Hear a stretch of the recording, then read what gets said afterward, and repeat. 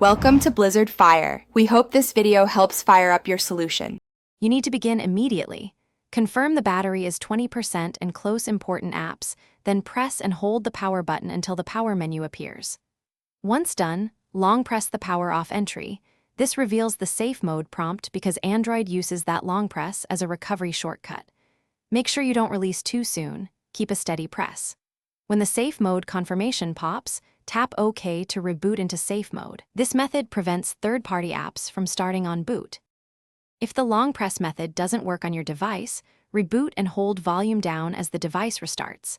This forces a safe mode boot because the kernel ignores third-party services when the volume key signals a special mode. Once the system loads, verify by spotting the safe mode watermark in a corner of the home screen. This confirms you're in a limited environment. You can now go to Settings, Apps, and disable or uninstall the app causing trouble. This is why safe mode. To leave safe mode, reboot the phone normally and make sure you do not hold any keys while it starts. Android will boot back into full mode and load all apps.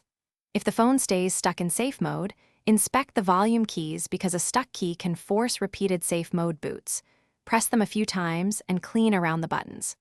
Also, if you removed an app and stability returns, reinstall only from the Play Store and test. This prevents reintroducing the problematic app.